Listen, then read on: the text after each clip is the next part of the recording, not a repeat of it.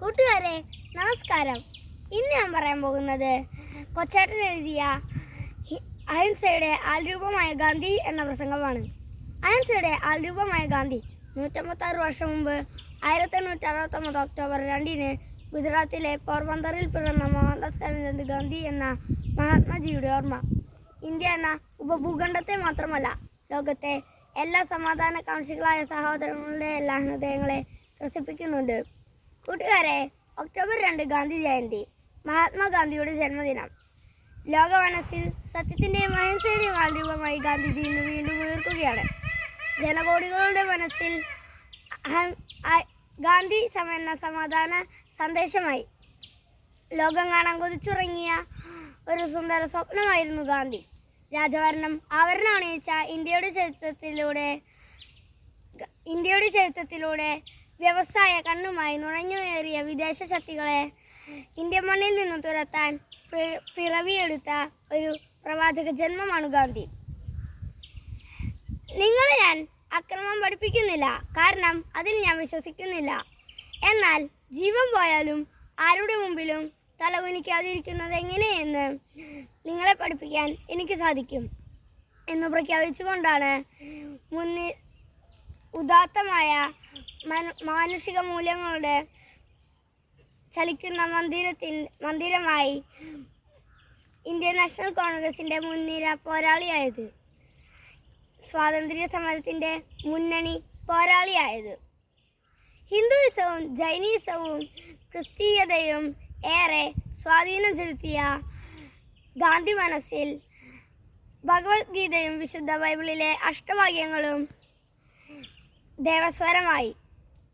ഒരാൾ ചിന്തിക്കുന്നതും പറയുന്നതും ചെയ്യുന്നതും ഒന്നാകുമ്പോഴാണ് യഥാർത്ഥ സന്തോഷം അയാൾ തിരിച്ചറിയുന്നത് എന്നദ്ദേഹം തിരിച്ചറിഞ്ഞ മറ്റുള്ളവർക്ക് സേവനം ചെയ്ത് സ്വയം നഷ്ടപ്പെടുമ്പോഴാണ് നിങ്ങൾ നിങ്ങളെ തിരിച്ചറിയുന്നത് എന്ന ഗാന്ധി സൂത്രം അദ്ദേഹത്തിൻ്റെ ഹൃദയത്തിൽ നിന്ന് ഊർന്നു വീണതാണ്. ഭാരതത്തിൻ്റെ രാഗവും ഭാവവും താളവും തൻ്റെ ഉപവാസത്തിലും പ്രാർത്ഥനയിലും വെളിപ്പെടുത്തിയ ഗാന്ധിജിക്ക് ധാരാളം ശിഷ്യഗണങ്ങളുണ്ടായി. ആചാര്യ വിനോബാവെ, സർദാർ വല്ലഭായ് പട്ടേൽ, മീരാബഹൻ, നരഹരി പരീഖ്, രവിശങ്കർ വ്യാസ്, ഖാൻ അബ്ദുൽ ഗാഫർ ഖാൻ തുടങ്ങിയവ ഗാന്ധി സത്യൻ്റെ അധ്യാപകരായപ്പോൾ ഗാന്ധിജി കാലൊഴിച്ചറിഞ്ഞ ഇന്ത്യയുടെ ഉപ്പുരസമായി.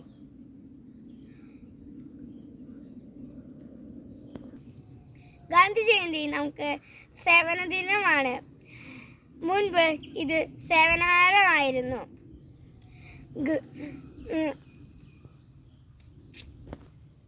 ക്ലാസ്സിലെയും മുറ്റത്തെയും കടലാസ് നീക്കിയും പുല്ലുപറിച്ചും കല്ലുപെറുക്കിയും മാത്രം നമ്മൾ ഈ ദിനം ആചരിക്കരുത്.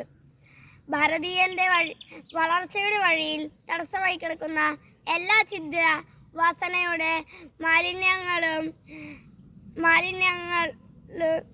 തുടച്ചു നീക്കാൻ നമുക്ക് കഴിയണം. ഇന്ത്യ സ്വാതന്ത്ര്യ വഴിയിലൂടെ നടക്കട്ടെ. അതിനായി നമുക്ക് ക്ലാസും സ്കൂളും പരിസരവുമെല്ലാം ലഹരി വിമുക്തമാക്കാം. നമ്മളിലെ ദുശീലങ്ങളും ദുഷിച്ച മൂല്യങ്ങളുടെ ജീർണിപ്പുകളും തുടച്ചു നീക്കാൻ നമുക്ക് കഴിയണം. അതിനായി ഈ ഗാന്ധി ജയന്തിയിൽ നമുക്ക് തുടക്കമിടാം. ജയ് ഭാരത് മാതാ കി ജയ്. ഇത്രയും പറഞ്ഞുകൊണ്ട് ഞാൻ എൻ്റെ വാക്കുകൾ നിർത്തുന്നു. ജയ് ഭാരത് മാതാ കി ജയ്.